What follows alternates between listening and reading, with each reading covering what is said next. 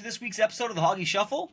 We're episode 11 now. We've done a lot of stuff here. We've done a lot of good stuff, hyping up the young guys, hyping up the the up and comer NFL guys. I think we're doing lots of good stuff here. So this week, we really want to focus on twists, tricks, and trenches. That's the whole idea. Right? We're gonna give some good information for you young guys out there. Just to introduce myself, I'm Preston. I'm host. We got Robbie as the co-host. Hey guys. And, like I said, this theme this week, we're going to be recognizing blitzes, twists, some wild takes getting flagged, and obviously we got the Wheel of Teams. We're doing it a little bit differently this week, where, we're going to go off of, we got a list set up we found online for some all-time guys on every team. We're going to do an all-times list. So, don't throw us over the coals if you hate the list or anything like that.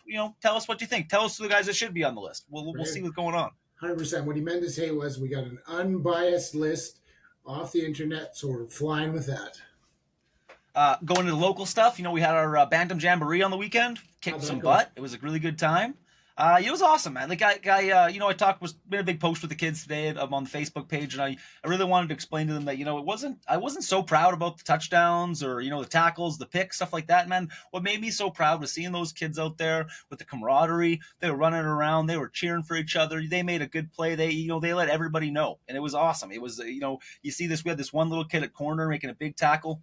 Everybody's losing it. We got a receiver making a big catch. Everybody's losing it, and they were just hyping their teammates up. There was nothing. It was just, it was so awesome, man. All for one mentality. That's you can't ask for more than that as a coach. You can't.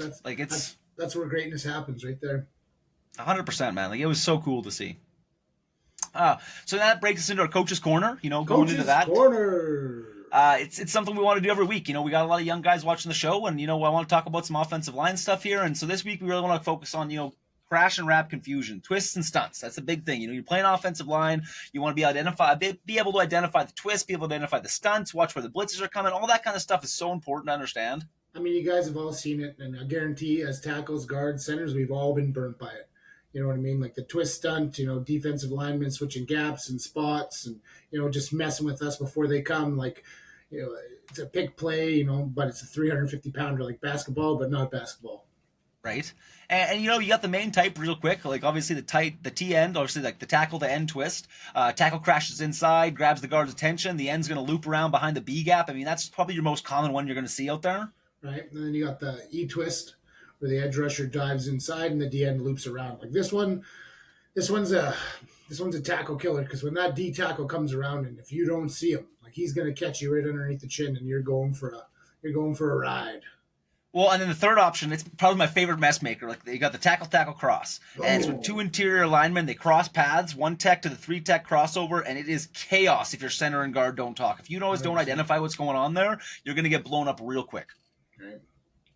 It's not hard to ID all these things. It takes a lot of time, a lot of film, a lot of watching. So how do we sniff these out before the snap? Well, a big one is you're going to see a cock stance. If your lineman's slightly turned inward, I'm telling you right now, they're probably crashing down. So it's one thing to watch out, is see where that footwork is, see where the hips are at. If they're really looking towards that inside A gap, you kind of know what's coming.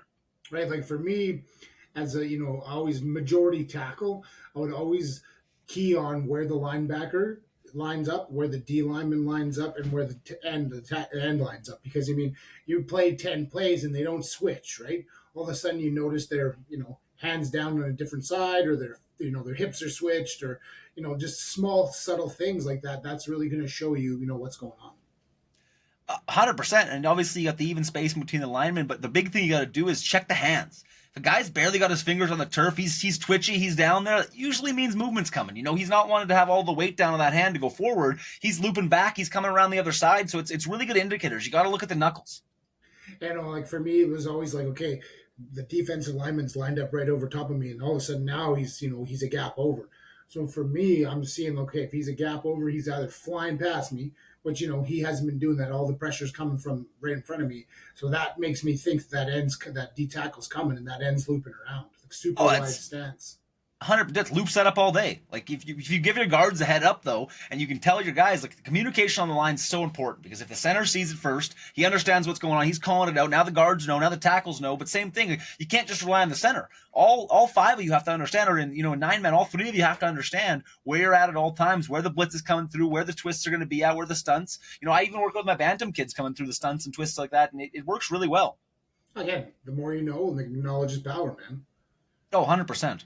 What do you think? What do you think sorry? we got from? Did you watch some film? I think we broke down a little bit of film from last year, a couple plays. Oh, 100%, dude. Like, for example, you look at like textbook running. Like, obviously, Baltimore ran it multiple times with the the tackle end twist against Cincy's interior. The guards just chased the crash guy, and you had what was it, Lamar Van Noy. He came untouched off the loop. Van Noy's quick off that loop, right? Clean hit, just absolutely licked Burrow's the twist. He didn't even see it too fast. I mean, it just worked. Like, he just came, boom, hit the move, boom, gone. And a quick way to learn it, guys, really understand. Like, the first thing is don't chase the movement. Stay in your gap. Stay what's going on. If the guy leaves your gap, he's not your guy anymore. Pass him off. Look for the wraparound. Look for the stunt coming across. And that's where track blocking is really important. Understanding that if there's not a guy in front of you, look where the next guy's going to be. Right? Like, so for me, a lot of times I would, I'd set up a drill, like, like a post to set drill, just to make sure, hey, we're moving one way, but we know that we got to have our foot, on our we're going to have all of our weight on our inside foot. So, we just got to be smart and ID and see, half man, mirror footwork, planted pickup, pick up that looper. 100%. And that big thing you got to stay wide. Big thing you got to have is eye discipline. Young guys like to lock in on their man. They forget to scan. They're just looking right in front of them, and they're not looking everywhere on it. The next thing they know, they got the highlight reel for the wrong reason. They're getting pancaked. They're getting dropped back. They're getting everything on them. And it's going to make that offensive lineman look like a hero. That defensive lineman look like a hero just because you just, weren't looking for it. Like, we all know, like, the number one thing that I start in Pee Wee and I take all the way to high school is, guys, we are not here just to block the guys in front of us. That's not our goal. Our goal is to make sure we're blocking everybody dangerous to the play. So if you can have that depth of vision, you were lucky, because that's not something that you just come by naturally. Some guys do, some guys don't. But being able to see the linebacker, the safety, and the D tackle at the same time, like, that's where it's got to be. Well, and you always taught me, the big thing with you was, don't overcomplicate it. You just teach it in a way that sticks and you can understand it and make it simple. Just make it super simple. 100%, like, just, some call outs. Obviously. And, obviously we're going to call it, like, you're sitting on the line, you see the crash and wrap. Instead of saying TE or ET, crash and wrap, or you see the guys coming through, you're going to watch the loop, anything like that where you can just watch out for the twist, watch for the stunt, and you just keep talking. Right. You got to be loud. Like, being an offensive lineman, like, they don't know what we're talking about. We could say whatever we want to. Like, for us, when you were in high school, we loved Trailer Park Boys, so we were always every single quote was Trailer Park Boys. Every single thing we needed. Trailer Park Boys, and everything we needed was an L or an R. So Randy, Leahy, and I mean, I still think you guys use those sometimes, right? Oh yeah. Just yell crash wrap. You just change those words to something else. And yeah. Works great. And honestly, guys, the final rule is just calm feet, loud mouths. 100%. No panicking, no chasing. Just handle the mess like a pro athlete. You've been there before. Understand that you know what's going on. You've been trained this. You've been coached this. You can understand it well. 100%. All right, guys. That's this week's Coach's Corner. Crash and wrap confusion. Don't let the twist you up. We'll hit some blitz pickup next time. Until then, stay square. Stay nasty. Stay nasty. All right, here. So the next segment we're going to roll into, we're a little new one this week. We're going to call it Meets and Myths. This segment's going to be always talking about, are things always how they seem to be? Coaches always talk about certain things, but, let's break those down. Let's talk about it a little bit. So the first one I want to say is, a lot of coaches, sometimes I get guilty for it myself too, is always screaming, stay low, sit in that chair, low man always wins. But, at the end of the day, we're trying to serve up some real truth about the trenches and grill one of the football's most overused sayings. This week's myths, this is one every lineman's heard 1,000,000 times: low man always wins. Yep, every youth coach, every loud uncle on Sunday, every high school film session, you hear it like a gospel. But is it true? Is it always true? I mean, I don't always believe. I mean, it's pad level. It's, Pad level does matter, but being lower than the guy across from you doesn't always guarantee anything. If your feet are garbage and your base is trash, doesn't matter if you're low, you're not winning. Exactly. Like we've seen guys like Penei Sewell who he wins reps standing up. He's taller than his edge rusher, but because he's balanced, tight, and fast with his hands, it's not just about height. It's all about the leverage and control and working with your hips through it. 100%. You know, like I always said this to my guys, and I think even when you were in high school, I got a little bit of trouble for it, is that, you know, I always said, like, the three main things an alignment needs is good footwork, a heavy chest, and a heavy ass. You have 100%. those three things. We'll talk about the flip side of it. Ever see a young lineman bend at the waist trying to get low, and he just fall on their face? That's a danger. You can get too low, lose power, and you just put yourself out there. So again, like I said, you got a heavy butt, so you do your squats, you do your push-ups, you do your bench press, and you get the jump rope out. That's the old lineman's kryptonite, but I'll tell you what, you need those things. Well, and like you see those forklift reps, you know, especially in the red zone where D linemen, they get under a low hipped lineman and they lift him up off the ground like they're blocking a sled. Like, you're low all right, but you're losing up. 100%. Look, low man win always sounds good, but let's talk about what actually wins. Leverage, base, power. Like those three things I just gave you, tight elbows, square shoulders, strong footwork. He could be 6'1", 6'7", I don't care.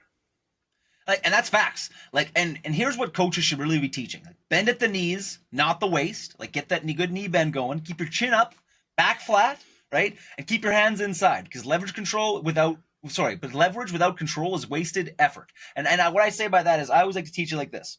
You know, you're at school, you're walking up. You know, kid's got his lunch there. You know, he's bullying you, whatnot. You just come up, flip that right in his face. Just pop one of these, and I tell you, you keep that leverage, you keep those arms glued to the side of you, and you got it all day. You know, like I'll always say this: your skill set is your skill set. It's going to go off your body type. It's going to go off if you're 6'5", 400 pounds, or if you're 5'8", 280. Like, your skill set's going to be different than everybody. So having everybody want to be in that same position, it's tough, right? So the next time someone yells at you and says get low, say sure, coach, but I'm also get high right too. And that's the big thing, is getting right when you're getting low. Is what we mean by that is that leverage. That's all that we're trying to say here, is get that leverage through your hips, get that nice power through, because again, just getting low and leaning that body down, it's not going to do you any favors. And guys, that's the meat and myth for the week. You know, remember, don't let cliches coach your techniques at the end of the day. Right. I like this session. So I think, you know, maybe Miss Bustin's, you know, next week we'll maybe do another one. Maybe old tackle and classic run blocking, and that's my specialty. Run blocking is not easier than pass pro. All right, next thing we're going to roll into is going to be our underrated big guy spotlight. So again, this is something we're going to do every single week, even when the season starts, just talking about guys that they don't get the love, they don't get all the talk about, but you know, at the end of the day, they're still dogs. They're still in the NFL. They still made the league. You know, they're still doing the right thing. So guy I want to talk about first, he's going to be the Colts left tackle, Bernhard Raimann. This guy is a dog. So, you know, he's holding it down in Indy. He barely gets talked about. You know, he's the left tackle for the Colts. And last year, 2024, ranked him 14th among all tackles in pass blocking with an 82 grade. He was one of the only 6 tackles in the league to earn over 80 in both pass and run blocking, right? His final overall grade, 85.1, and that's great. That's elite territory. Amazing. That's pretty right? amazing. For a guy no one outside the Colts fans even mentioning, you know, that's huge. And you're going to ask yourself, why is he underrated? And it's easy. Like, Quentin Nelson grabs all the headlines for them. But Raimann was actually more consistent last season. He didn't miss time. He didn't draw flags. And he quietly slowed down edge rushers all year long. I mean, he's playing against some good ones coming to the Texans. Like, there's some good rushers there. 100%. And so my coaching takeaway on that, you know, honestly, is that he's the definition of balanced technique. He doesn't have some overpowering trait. He's just great at everything. And you want teaching tape for how to handle power and speed without guessing? You show your tackles Bernhard Raimann. Right on. Bernhard Raimann? You show your tackles Bernhard Raimann. Right. All right, what do you got lined up for me? Jermaine Eluemunor? I think it's Jermaine Eluemunor. Eluemunor? Eluemunor. Jermaine Eluemunor. All right, this week I got Jermaine Eluemunor. Excuse me if I butcher that. Plays for the Giants, so you know he's got a tough schedule. He's got a tough go. He was a good pick, but he's a true grinder. He's now with the Giants.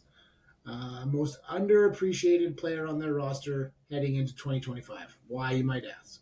Because he's one of the rare guys who can line up at right tackle, left tackle, even at guard. Like, he is a dog. He doesn't he doesn't show up on the Pro Bowl ballot, but why, you ask? Ask any old lineman. This guy is a lifesaver in the trenches. And I watched, Raiders played him last year. I watched them play the Eagles twice, and I tell you, he held up with you guys. In 2024, he filled in across multiple injuries, and the Giants' offensive line was notably stable when he was in. His consistency and adaptability kept the line functional when most units fall apart from injuries. Coaching takeaways: Jermaine is the next man up. Blueprint: he's just that sixth guy that you always need on your roster, so he can be plug and played whenever you need him to be played. He was just great. His IQ is awesome, and his hand placement across all positions was absolutely phenomenal. And I think these are two different types of linemen at the end of the day, but both bring real value to their teams. They're quiet guys that get no headlines, but they stack up good reps every single week. And they're exactly the kind of guys the young linemen should study. Consistent, smart, and ready for whatever you throw at them. All right, guys, going to our next segment here. We're going to roll into the Wheel of Teams. Wheel of Teams. All right, you're up first this time. So, like I was talking about earlier in the episode, like I said, this is going to be more of a legend style where we're going off our list that we have. Again, it's not that it's the perfect list. It's not that it's the best list, but it's the list we got. It's the list we're going off of. So you can hit us in the comments if you think someone else should have been picked on that team more, and just let us know. We want to hear it. And like you said, if we find somebody, say we pick an active player in the NFL that might not be on the list that just comes to us right away, no harm, no foul. Oh, exactly. All right, here we go. Pittsburgh Steelers. Come on, Houston Texans. They got nobodies. Let's see. So Pittsburgh Steelers. Oh, I'm going with the dog we just talked about last week. Give me Marquise Pouncey. Oh, I thought you were going to go with the old dentist, Mike Webster. I was thinking, but honestly, at the end of the day, I'm taking Pouncey. It's a pretty smart idea. Now, in this setting, we're not going to be able to do right guard, left guard. It's just going to be top five that we grab. 5 linemen that we got. You ready? Yeah, that's it. Come on.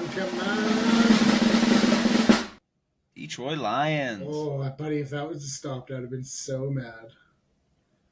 Okay. I'm scanning. Here we go. I am going to go with Jeff Backus. Nice.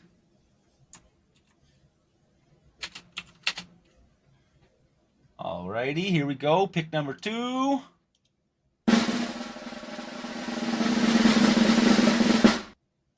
Ooh, that's going to be a good one.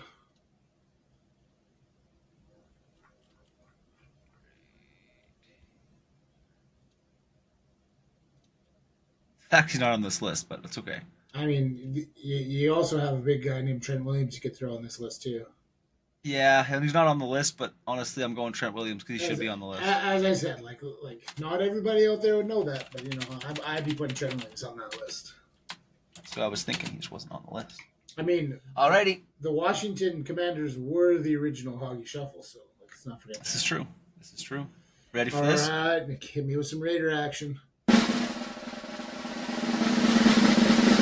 Ooh, Green Bay. A little bit of Packers action. And this one might be. I already know who I'm picking, but I got to see the list. You know who you're taking. I'm already copying it. You know exactly who I'm taking, but I got to see it first. Be very surprised you don't take him. I just like how much of a dog he is. His name is David Bakhtiari. Probably one of the best linemen to ever play for Green Bay. Like an absolute monster. I just like his attitude. He is a lunch pail kid. He likes to smash. All right, pick number 3. Who we getting? Oh.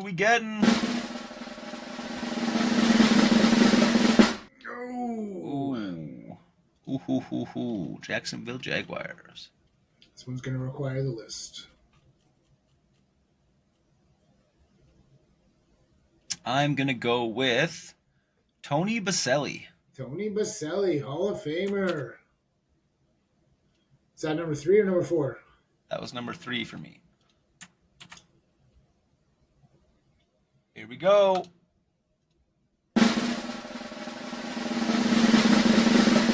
Ooh. New England Patriots. That's a list of lists.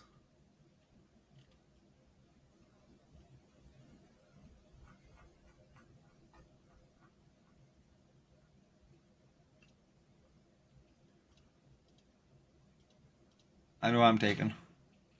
There you go. Yeah, Logan Mankins, please. Yep. Logan Mankins. I know Exactly. Matt Light, also good, but Mankins, really good. Man, monster. Matt Light's also a monster, though. All right, 4th pick. Ooh, Green Bay Packers. Back to the Packers.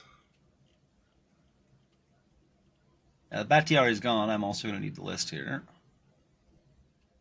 Give me Jerry Kramer. Also a monster. Come on, I need Art Shell on my team. Give me the Raiders. Give me the Raiders. Give me the Raiders. It's my birthday. The Bengals.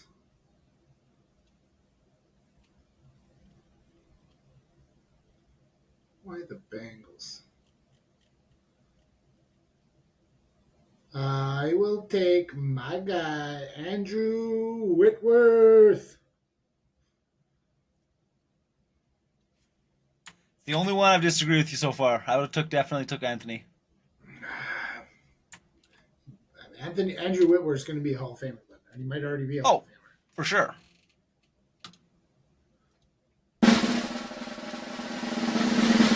Let's go. Oh, let's go. On the last pick. Okay, this one's tough. Like this is a tough one. Like This is a tough one because it's not. I'm not gonna lie to you. It's only between 2 guys for me. But I think I gotta go JP. I gotta go Jason Peters. That's respectable. I have to. That's my childhood, man. Watching that dude play football was my entire childhood of just monster. I'm like the only blemish on that guy's whole career for me is that the fact that he went over across the border and played against for the freaking Dallas Cowboys. And I'll tell you, it's the only thing I can say bad about the guy. All right, pick 5 here. Come on, Raiders. Ooh. That's a real kick in the negri. That's a real kick in the nay. I'll go with Rosie Brown. Okay, well, I'm not going to lie to you. I think this is the first week where I take it. Looking at the roster, I mean, Whitworth and Bakhtiari, monsters. I think those are 2 good guys. But the fact that I got Pouncey, Trent Williams, and Jason Peters, I think I get to push this week. I think you do. That last one kind of got me. I needed somebody big. Oh yeah. Well, guys, that was the wheel of teams. I think it's like I said, something we're gonna do every single week. Go through. Next week maybe we can go for change it up a little bit. We can go for best guys. Let's just kind of keep going in and just keep playing around with it. See what we're doing. Having fun with it. All right, what do we got next? It could be a good one. All right, guys, so this week we're going to be on flag on the play. So my flag on the play this week is going to be the Bengals offensive line being the worst in the NFL. And I don't blame the alignment. I really don't. I blame the front office. I blame the coaches. I blame them not trying to protect Joe Burrow. Pro Football Focus recently ranked the Bengals offensive line as one of the worst units in the NFL. I think they were heading into 2025, cited them at 29th out of everybody else. So, I mean, right then and there, that's going to be a tough one, right? And free agency didn't fix it. And the draft didn't fix it either. Like, even they cut Alex Kappa, they signed Lucas Patrick, draft 2 linemen, and the issues remain. Like, the only center Ted Karras graded above was 60, right? Wow. Rookie Amarius Mims struggled, right? And so when you got Joe Burrows behind this porous offensive line, pressure and sack rates could spike if no further upgrades continue. So my flag on the play is 15 yards for frontline neglect. And that goes right to the coaches and right to the front office. Cincinnati gambled with a shaky offensive line, and they lost that bet. And if Joe Burrows gets hurt or starts eating dirt, that mismanagement's going to echo all season long. Like he's the Aaron Rodgers of the future. Like he's that guy. 100%. All right, flag on the play two. The Texans O-line mentality shift. Too little, too late. Let's see what the media said. Texans guard Titus Howard says their front line will be more nasty in 2025 after allowing the third most sacks in 2024. They revamped the roster and added a new line coach to install grit. Analysis mentally boost is great, but execution is key. They brought in competition and coaching, which is promising, but stripping veterans Laramie Tunsil and Shaq Mason raises questions. Will youth step up or should it? But stripping veterans Laramie Tunsil and Shaq Mason raises the question. Will the youth step up or will Stroud be left vulnerable? And I think like you got CJ Stroud, he might be the smartest quarterback in the NFL. Like he is so smart. His vision's unreal. And he just needs that 1 second for those guys. So my flag on the play, 10 yards, motivation, or mechanics penalty. Passion alone won't cut it. If they teach solid footwork and technique this offseason, the noise means Nanny, not numbers. All right. Well, noise means nothing, not numbers. Say that. My flag on the play is 10 yards, motivation over mechanics penalty. Passion alone won't cut it. If they teach solid footwork and technique this offseason, the noise won't matter, but the numbers will. And that's the summary there. I mean, to summarize that, like in Cincinnati, neglecting the line earned a 15-yard penalty. Like Joe Burrow's health is at risk. And obviously, like Rob said, Houston, they're getting a 10-yard penalty here. Hart's there, but can they match it with the fundamentals? Like, I mean, that's the question. We will see. Time will tell.